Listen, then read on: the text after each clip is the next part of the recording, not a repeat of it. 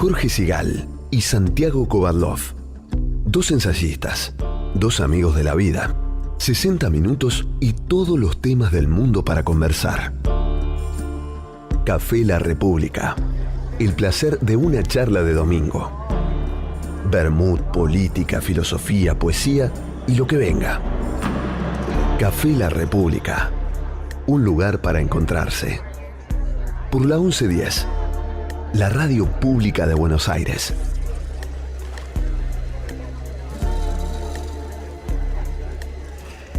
Bueno, pasada efectivamente las 13 horas, empezamos esta nueva aventura, o segunda parte de la aventura, que hemos denominado Café La República, un café imaginario, donde nosotros habitualmente, aprovechamos para, yo diría, para hablar en cámara lenta.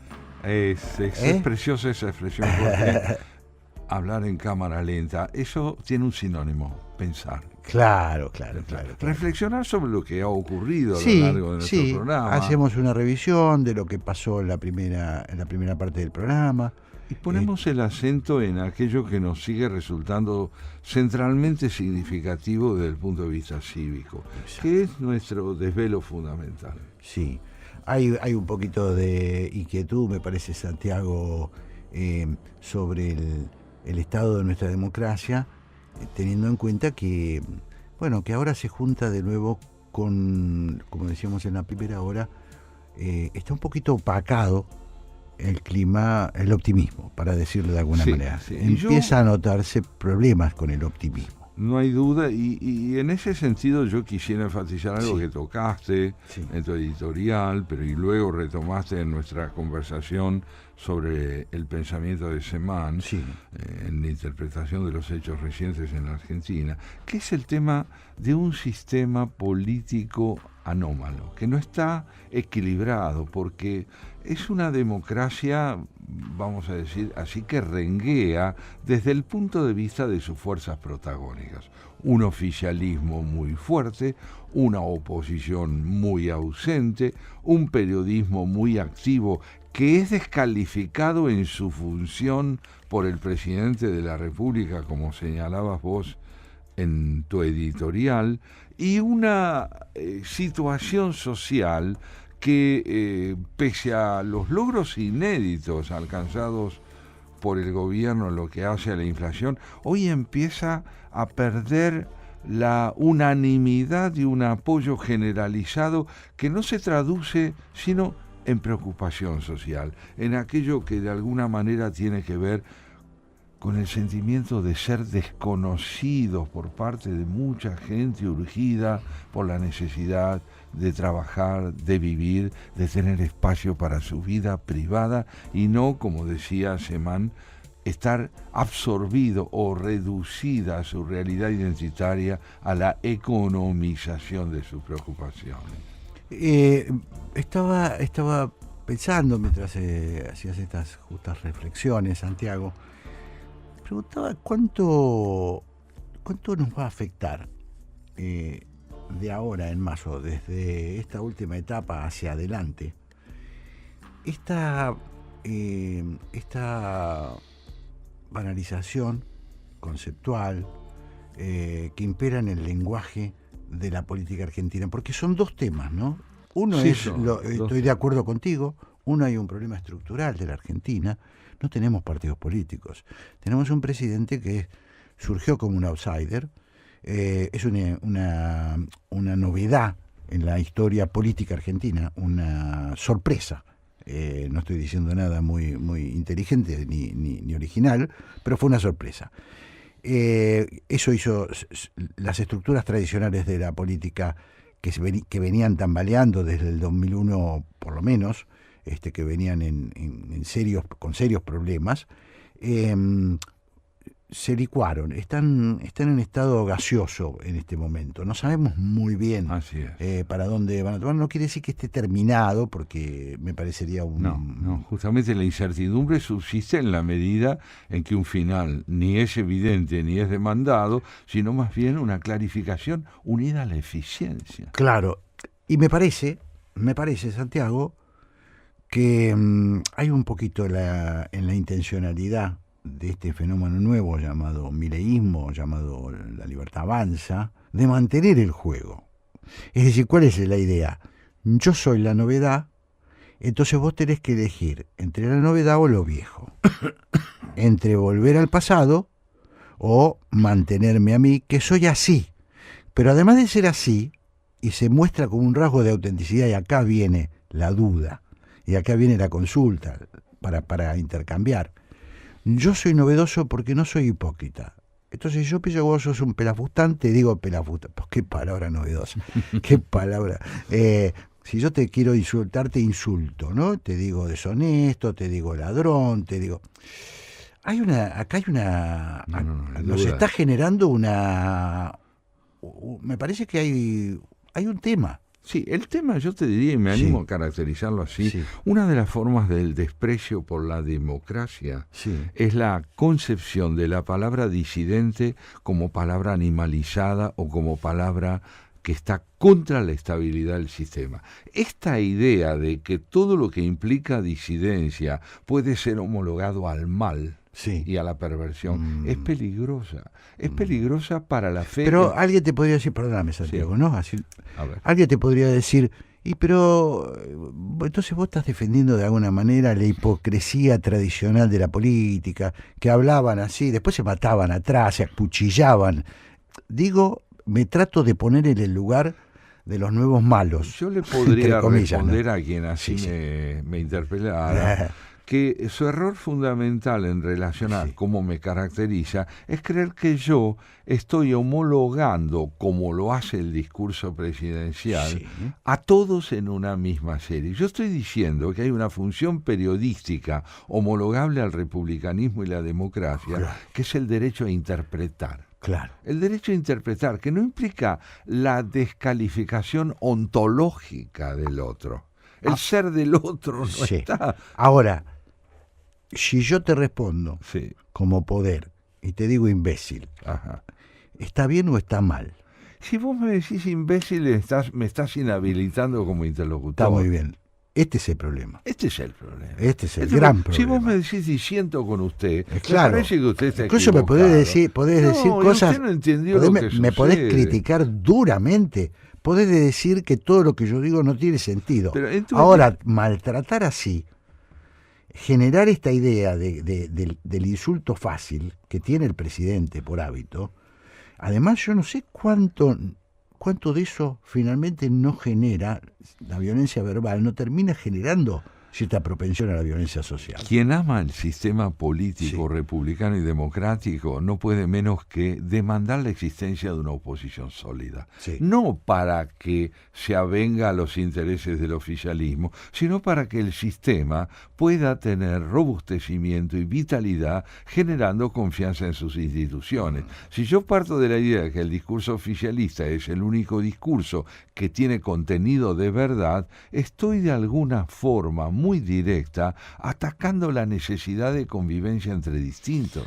Yo creo que el presidente y su fuerza no es que no estén pensando en tener un contrincante, ellos saben que necesitan un contrincante. Pero el contrincante del que vos hablaste. Claro, ellos quieren, bueno, acordate que lo que fue la apertura de las sesiones ordinarias del Congreso de la Nación. Consagradas. Un monólogo sobre el pasado. Yo quisiera tomar un aspecto de tu editorial que me pareció significativo a lo largo de todo el programa, tanto en las reflexiones que recordábamos de Pablo Semán, antropólogo y sociólogo, como en algunos de los planteos que nos hizo después nuestro historiador Bota. Vos decías en tu editorial que quien de alguna forma ataca al periodismo está también atacando la propia dignidad de su investidura, ¿no es cierto? En el lenguaje, en el lenguaje cloacal que vuelve a imperar en las expresiones del presidente, nosotros vemos desdibujarse la concepción del lenguaje como un recurso de convivencia aún en la disidencia. Es una cuestión cultural en serio.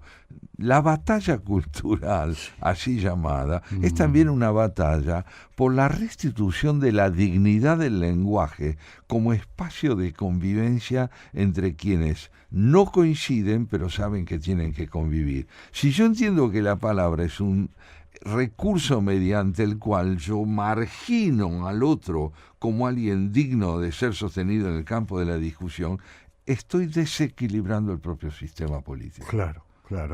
Me pregunto estas cosas porque veo, incluso Santiago, por ahí yo estoy desinformado, veo poco debate sobre el tema del lenguaje. Parecería que vamos aceptando el lenguaje que imponen las redes sociales. El lenguaje y los conceptos que imponen las redes sociales, porque no es solo el lenguaje, es que nada es verificable y empieza a perder importancia verificar la verdad.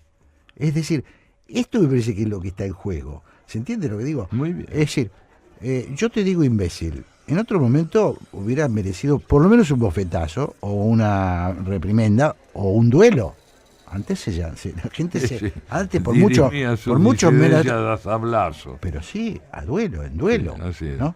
Bueno, pongamos que esto es, pero no estoy muy seguro, Santiago, no estoy muy convencido de que las consecuencias de hablar mal me refiero a la agresividad, ¿no? Es decir, no a las malas palabras, no. A la agresividad, porque las malas palabras son palabras apropiadísimas si se las emplea en un contexto adecuado. Claro. Evidentemente, yo creo, no obstante, que la fuerte animalización del adversario es un fenómeno que históricamente ha precedido a la descalificación del sentido, incluso de la vida de quienes no coinciden con nosotros. Claro, hay una margen de duda que uno podría sostener en el mundo actual, que es nada es en serio. Sí, vos lo decías al comienzo de tu editorial. La palabra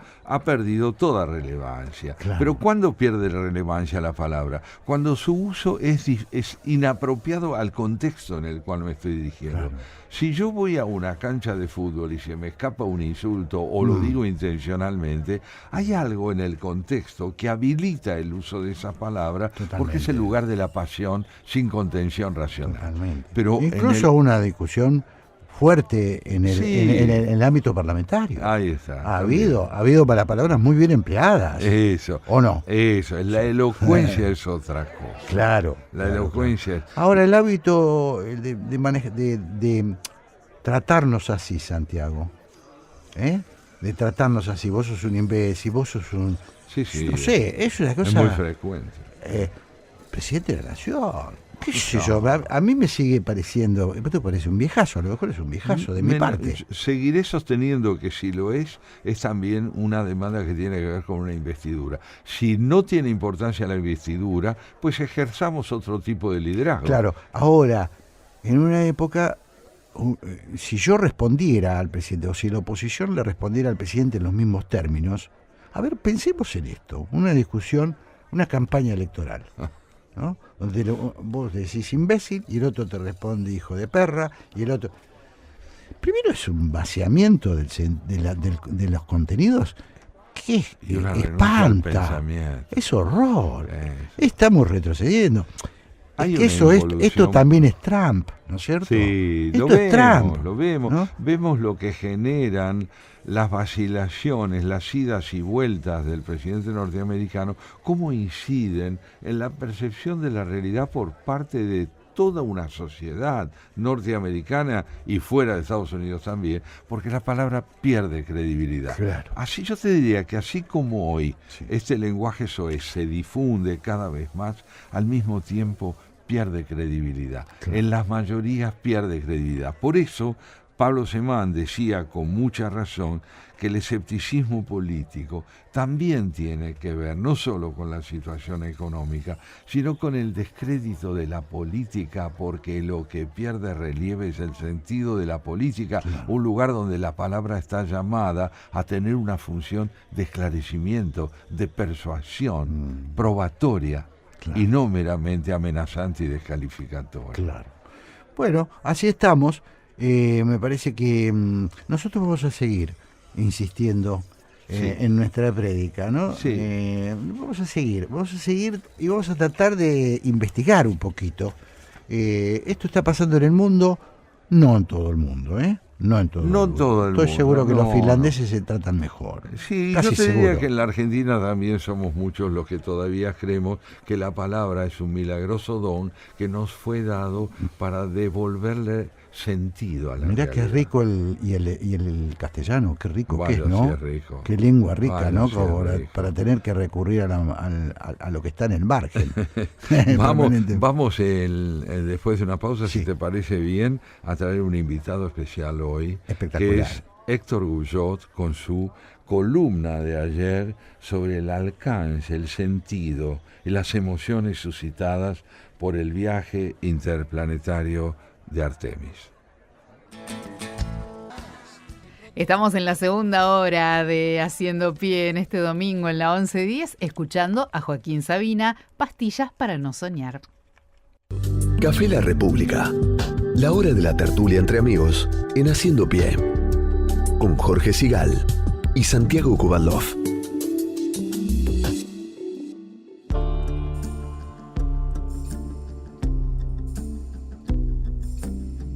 Muy bien, Santiago. Así es, aquí estamos en nuestra república. Sí. Y hoy, como le decía o les anticipaba a nuestros oyentes, con un invitado especial, el periodista y escritor Héctor Guyot, que en su columna de ayer sábado, en su columna de contratapa del diario La Nación, publicó una nota titulada El viaje hacia lo desconocido.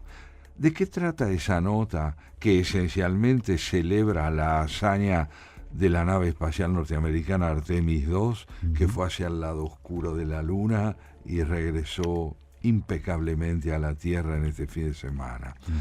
Esta nota de Guyot se hace una pregunta que creo, Jorge, vale la pena que compartamos. ¿A dónde nos llevó, en términos de reflexión, este viaje? ¿Cuál es el lado oscuro de la condición humana, no solo el de la Luna?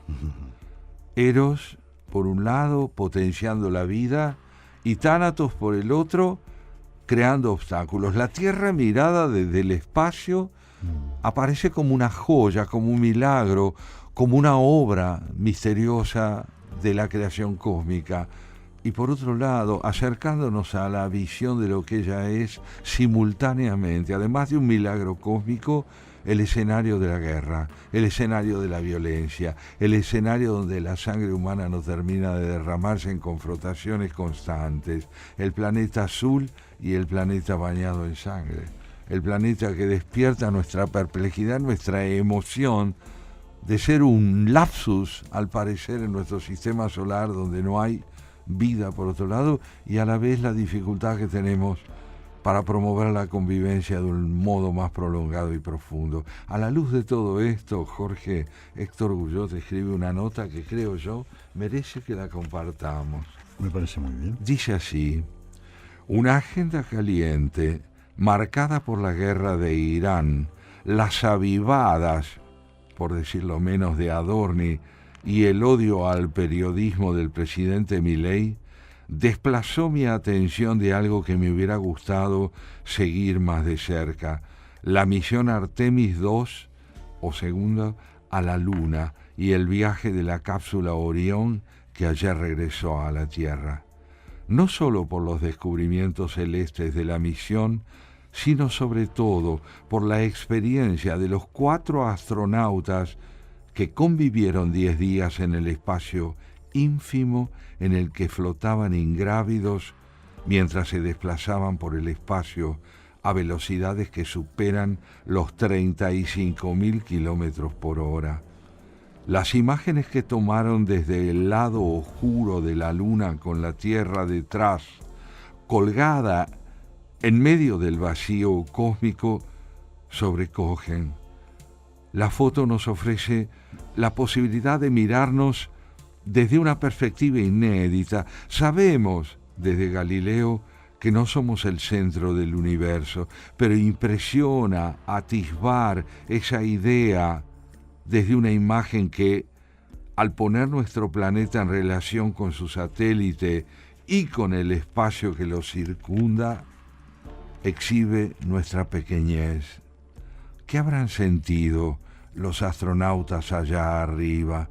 ¿Por qué una cosa es pensar en nuestra insignificancia a partir de una foto y otra muy distinta es estar instalado en ella, como lo estuvieron estas 4 personas mientras se desplazaban por esa inmensidad a la que no se le conoce fin y no se puede medir, pues cualquier sonda que se lance viajará sin término y acaso sin devolver eco alguno. Pienso en el Voyager 1, botella al mar con músicas y señales de nuestra humanidad, curada por Carl Sagan, que se lanzó en busca de un contacto que nadie sabe si algún día ocurrirá. Hoy esa nave está a más de 25.000 millones de kilómetros de la Tierra, surcando el espacio interestelar, tras haber superado los límites del sistema solar, luego de andar medio siglo recorriendo el infinito. ¡Cuánta soledad!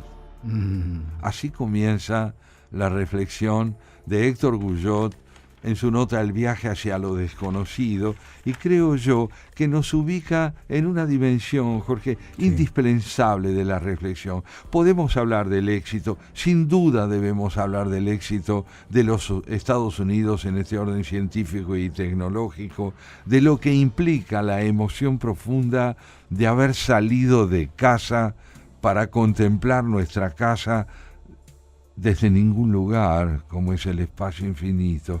Pero al mismo tiempo, él logra, y lo veremos a medida que vayamos leyendo, acentuar esta emoción de ser simultáneamente protagonistas de una aventura inédita y al mismo tiempo conscientes del enigma profundo de no saber quiénes somos, de no poder terminar de entender qué es esta posibilidad de ser simultáneamente los que indagan lo imponderable y los que se matan a tiros.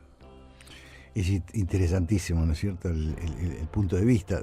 ¿Dónde se para Guyot? ¿No? Así es. Es que yo creo que vos sabés que creo que es una reflexión que ha hecho mucha gente en este último tiempo, porque ha tenido una gran repercusión mediática, mundial, claro, impresionante, apenas perturbada por lo que venía siendo el dominio de la noticia internacional, ¿no es cierto?, que es la situación de Irán, la intervención de los Estados Unidos, la intervención de Israel, la lucha contra el terrorismo.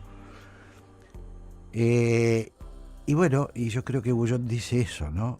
Convivimos con ambas cosas, ¿no? Convivimos, nos interrogan ambas realidades. Cuando Freud plantea en su famoso ensayo sobre el malestar en la cultura, el tema de la coexistencia en nosotros de una fuerza y de una energía vital a la que él designa, también con términos clásicos como Artemis, designa Eros, la vida, la energía que busca expandirse en términos de creación, y contrapone esa fuerza a Tánatos, la voluntad de destrucción, el anhelo de terminar con la diferencia y con todo aquello que de alguna forma implica el milagro de la vida. Cuando él lleva adelante esto, me parece a mí que nos sitúa en un terreno indispensable, que es un desafío de nuestro tiempo. Otras épocas se han podido preguntar quiénes somos como especie sin haber podido incursionar objetivamente en el espacio interestelar. Nosotros allí estamos, ya podemos decir que allí estamos. Entonces tenemos la doble experiencia de habitar nuestra casa y de deshabitarla mediante iniciativas que son tanáticas, el calentamiento global, la guerra y simultáneamente la creatividad infinita que implica esta osadía de mirar la Tierra desde la distancia cósmica. Cierto, ¿no? Cierto, qué contradictorios somos, ¿no? Somos, entre otros. Estamos destruyendo la Tierra, esto que dijiste es impresionante, ¿no? Estamos destruyendo la Tierra y vamos a la conquista del espacio, ¿no? Eso es. Woody Allen, que bromeaba sarcásticamente sobre estas cosas, decía, tenemos todavía un par de milenios para habitar la Tierra, pero después, si Dios quiere, vamos a poder destruir el universo. Es espectacular. ¿No? Sigue diciendo Guyot, entre otros récords, el vuelo de la nave Orión llevó a sus tripulantes a la mayor distancia respecto de la Tierra que hasta ahora haya alcanzado cualquier ser humano. Más de 406.000 kilómetros de estas pampas. Nadie antes estuvo tan lejos. La literatura puede ayudarnos con la imaginación a vivir esa soledad. En Caleidoscopio, uno de los cuentos del hombre ilustrado, Ray Bradbury narra la historia de un grupo de astronautas que caen por el espacio después de que su cohete estallara. Hablan entre ellos por radio, pero la distancia que se abre en ese mar oscuro a medida que su caída los separa, corta de pronto la comunicación y Hollis, el protagonista, queda solo con sus últimos pensamientos. Escribo esta columna horas antes de que la cápsula Orión enfrente su trance más riesgoso, el reingreso a la atmósfera terrestre a una velocidad de 38.000 kilómetros por hora, confiando en que todo saldrá según lo planeado.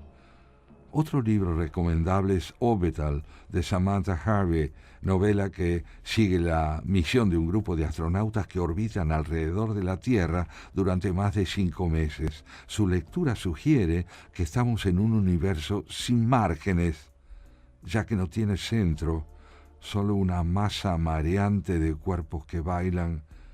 La música de las esferas, como creía Pitágoras, compuesta ¿cómo? ¿Por quién? Los tripulantes de la nave Orión, que se acercaron como nadie antes a la imposible visión del todo o de la nada, viajaron con un cúmulo de expectativas y de preguntas.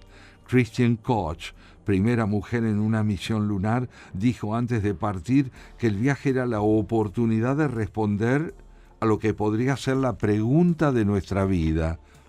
¿Estamos solos? La respuesta a este interrogante, señaló, comienza en la Luna y se desplegará, seguro, en futuras misiones. Este viaje no termina. La fantástica travesía de Koch, Ray Weissman, Victor Glover y Jeremy Hansen es quizás el ejemplo más perfecto del viaje hacia lo desconocido. Un viaje al que, sin embargo, estamos todos invitados y que no exige un pasaje a la Luna, sino más bien una actitud de apertura hacia lo distinto, propia del que espera descubrir cosas nuevas, incluso en territorio conocido o en los espacios en los que se mueve a diario. Aquí, Jorge, aparece esta otra idea complementaria, indispensable para mí, de la nota de Guyot. El enigma no requiere circular por grandes distancias solamente. El misterio de saber quiénes somos y de qué implica la vida humana se pone de manifiesto, por ejemplo, en la perplejidad, en el asombro, en la posibilidad de caminar la cuadra por la que siempre vamos y descubrir de pronto, como dice el poema de Drummond de Andrade, que entre las baldosas ha nacido una flor. Que alguien a quien conocíamos ya no está, o que alguien que desconocemos se presenta ante nosotros con toda la contundencia de una significación inesperada. El asombro es propio de nuestra especie más allá de la hazaña cósmica, y la pregunta por quiénes somos puede surgir en nuestra vida cotidiana también. Sí, me resulta de alguna manera conmovedor pensar en estas cuestiones, ¿no? Me iba también preguntando mientras leías, si esto es una característica propia de todos los seres humanos, o es una puja entre dos formas, entre dos maneras de concebir la vida, ¿no? El investigador, porque siempre fue así, por otra parte, siempre. Y siempre una pelea contra los destructores, contra las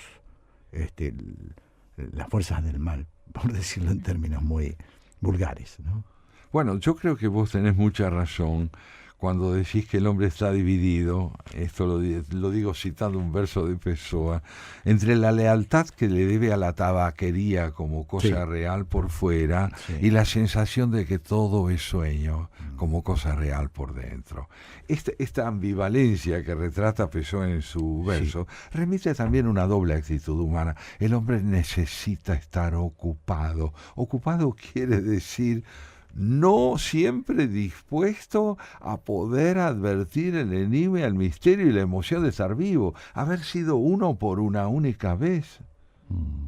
Por una única vez. El milagro es siempre algo excepcional y haber sido uno es algo excepcional. Claro. Esta experiencia que nos va narrando Guyot pone de manifiesto la disposición en muchos seres humanos, no en todos, a poder advertir que somos simultáneamente discernimiento y oscuridad. Claro. Capacidad de decir quiénes somos, como lo atestigua un DNI, y posibilidad de advertir la imponderabilidad de nuestro ser cuando vivimos la experiencia del amor, de la angustia, del miedo o del asombro. Ese gesto, dice Guyot, de apertura, acaba volviéndose sobre nosotros. Pasa del exterior al interior, la sonda e invierte la dirección. Se me da por imaginar que acaso la pregunta más importante que habrán rumiado esos astronautas a 400.000 kilómetros de distancia de la Tierra, rodeados de una inmensidad sin límites, vaya más allá del interrogante acerca de si estamos solos o acompañados en el universo. Quizá, al margen de la magnitud de la hazaña que emprendieron, se hayan hecho la pregunta que acompaña al buen viajero, aquel capaz de sorprenderse ante las maravillas o las rarezas que le salen al paso, tanto durante un trekking por las montañas de Nepal, como en una breve caminata al almacén de la esquina. Porque el verdadero viaje es la búsqueda de uno mismo, del misterio que nos habita, la pregunta que surge ante esas maravillas y sobre todo ante aquellas que los astronautas tuvieron la oportunidad de contemplar, es entonces otra. ¿Quiénes somos? Creo yo que Guyot con esto lleva a cabo el verdadero homenaje al alcance global de este emprendimiento maravilloso que implicó el viaje interestelar, el viaje del Artemis II. ¿Quiénes somos? Esta doble condición tan extraordinaria que suscitaría la envidia de muchos dioses de la mitología tradicional, este poder llegar a ser lo que somos, va al mismo tiempo acompañada por una pregunta que no pide necesariamente una respuesta, sino ser soportada como pregunta. Muchas veces la respuesta cierra la complejidad y la riqueza de esta pregunta. Lo esencial es mantenerla abierta, aún en aquellas circunstancias que creemos las más fáciles de entender. Para eso están el amor, para eso está la angustia, para eso está la emoción de la amistad, del encuentro, para que nos volvamos a preguntar quiénes somos. Y está también la guerra, el horror de la negación del prójimo, la subestimación del lenguaje y todo aquello que intenta encerrarnos en la inequivocidad para que perdamos la vivencia plena de lo que tenemos de complejos. La otra pregunta que se me suscita es si es un tema evolutivo, Santiago. Si el progreso es una cuestión que la evolución va, como pensábamos en algunos tiempos, va a ir ganando territorio sobre lo incivilizado. me sale un poquito el viejo marxista ahí, ¿no? Claro, esa cosa es un problema evolutivo o no, o así somos.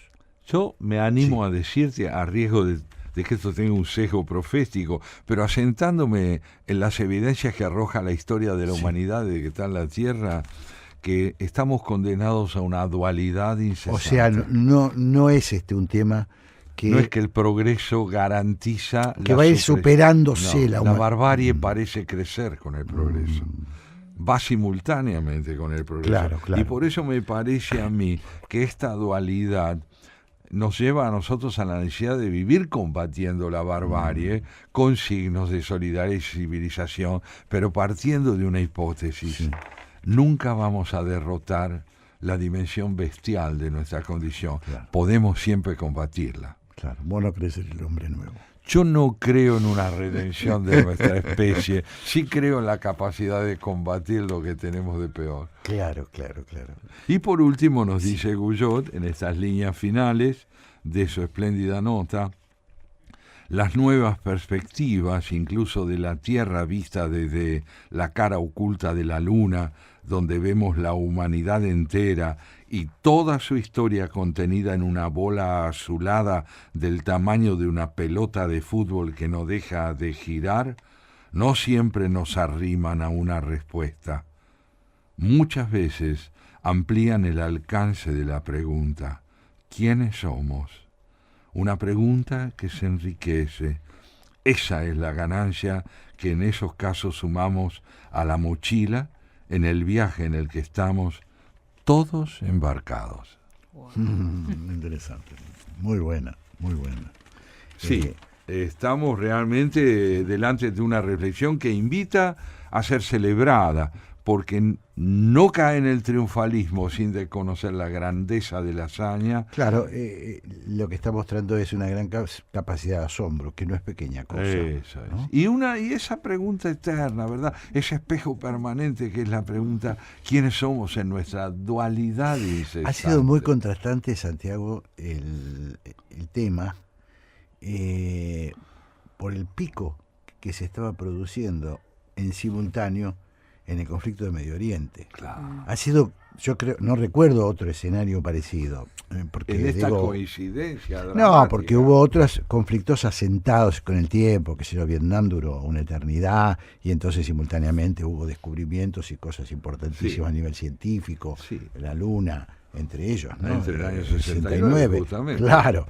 Entonces, pero en esta oportunidad se dio en un momento en que estábamos en una enorme tensión, porque bueno, iba a desaparecer una civilización. Así dijo el presidente. Estamos al borde de... Bueno, uno puede no creerle, pero por las dudas, pero la frase viene de la boca del hombre. Conviene ponerse abajo de la cama, ¿no? Ahí está. ¿Qué sé yo? Así, la bestialidad de la situación y la infinita espiritualidad del emprendimiento científico. La noticia incluso pasó, yo creo, se opacó un poquito. Se opacó, claro, lo dice él. ¿Vos te acordás la expectativa nuestra cuando el hombre llegó a la Luna, no? Sí, no podíamos creerlo. Y hasta hubo quienes, tal vez Mónica en ese momento estaba distraída porque era muy chiquitita, pero ni había nacido.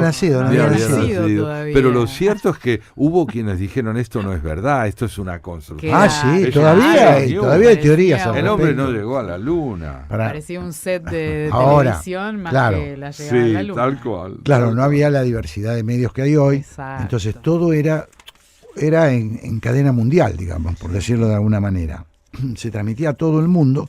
Y todo el mundo estaba pendiente de ese alunizaje. Sí, una cosa desafiaba la credibilidad humana. Claro. ¿No? Esa idea de que el hombre puede llegar a la Luna parecía... Y qué magníficas esas imágenes. Extraordinario. Cuando vimos flotar a los astronautas. Armstrong saltando. No, eso... Armstrong en un lugar sin atmósfera y sin gravedad, dando un salto y ascendiendo en el aire... y bajando con una enorme lentitud hacia el suelo lunar. Claro, nosotros teníamos otra cosa que era, en ese momento, la competencia entre los dos sistemas, ¿no? Claro, el soviético y el americano. Entonces, era una competencia por quién llega primero, quién conquista el universo. Bueno, y los rusos enviaron al espacio a una perrita. Laika, sí, que está en un museo. Sí, está en un museo embalsamada. Bueno, ahora no sé. Claro. Estaba en lo que se llamaba la exposición de los logros. Estaba embalsamada, expuesta. Sí, y cuando uno tiene acceso a los Estados Unidos a esa primera nave espacial que está en exhibición y puede vérsela, uno advierte que se parece ya en estos pocos años pasados, desde aquel momento hasta hoy, a esos galeones con que los descubridores que llegaron a América tuvieron el coraje de lanzarse al océano para alcanzar las costas de América. Todo parece tan elemental, tan primario comparado con la evolución actual. Qué lindo. Me estaba acordando de Magallanes, ¿no? El libro de... Sí.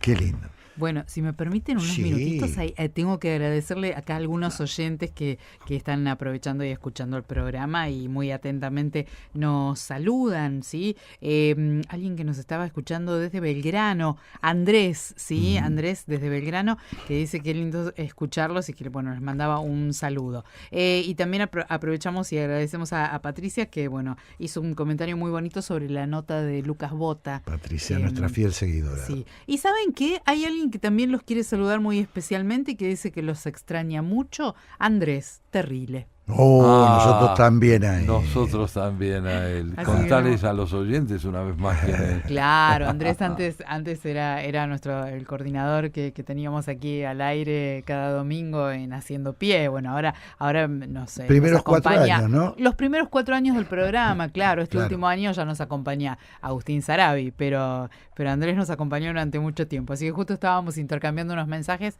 y bueno, nos extraña mucho. Mutuo es. Café La República. Jorge Sigal y Santiago Kovadlov conversan en la Radio Pública de Buenos Aires.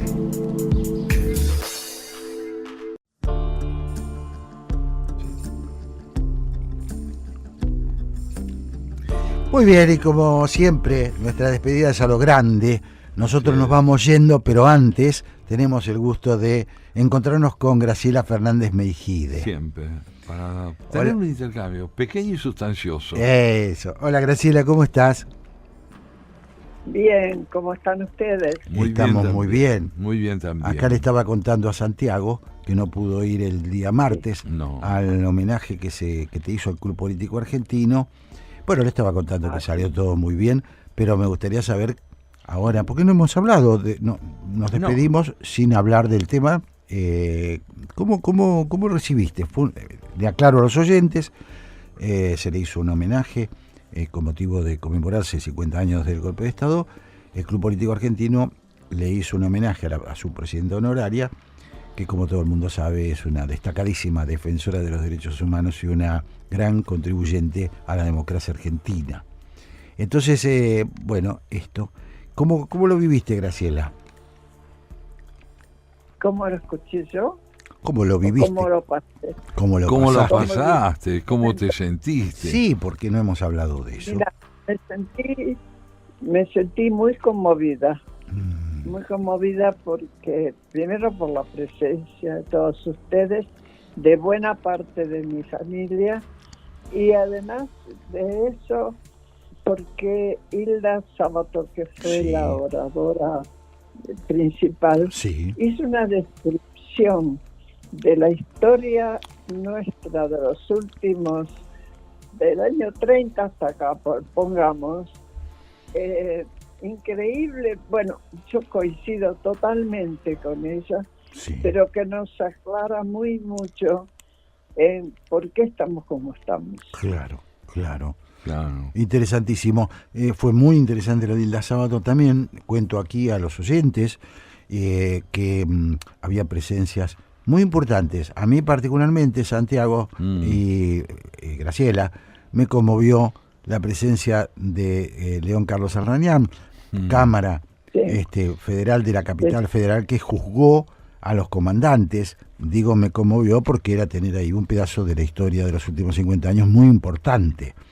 Daniel Salvador, ex secretario de la CONADEP, miembro ex vicegobernador por 2 periodos democráticos. Estaba Nacho López, José Ignacio López, el hombre que rompió el fuego en la época de la dictadura y se atrevió a preguntarle a Videla por los desaparecidos, ¿no? En fin, había una serie... Sí. Exactamente. En fin, sí, eran... se condensó, diría yo, en la figura de Graciela, la densidad, la riqueza, la emoción y el dolor también, ¿no? Claro, de todo aquel periodo. Claro, pero como dice Graciela, con mucha inteligencia, como suele tenernos acostumbrados, tuvimos también la charla de Hilda Sábato, donde era un análisis muy profundo sobre la evolución de la democracia, los problemas que tenemos, cómo son algunos de vieja data y algunos novedosos. En fin, me parece que estuvo bien combinada lo emocional, lo emocional con el sentido profundo de, voy a atreverme a decir esto, de alguna manera de la razón de tu propia vida, ¿no, Graciela? Sí, y mis palabras en ese momento, hasta donde recuerdo, es qué hubiera hecho yo si no hubiera desaparecido Pablo. Y a lo mejor era uno de aquellos que decían por algo habrá sido. Sí, fue muy... fue muy impactante, Graciela, lo que dijiste. No sé si vos le das la dimensión que tiene, pero ese inicio del discurso, el breve discurso que dio Graciela, me parece que marca la reflexión continua de Graciela. No hay duda. ¿Qué hubiera sido yo si no hubieran secuestrado a mi hijo? No es una pregunta que se hagan habitualmente muchas personas. Ni una circunstancia por la que atraviese la inmensa mayoría de la gente, no. A pesar de que esto fue tremendo para muchos.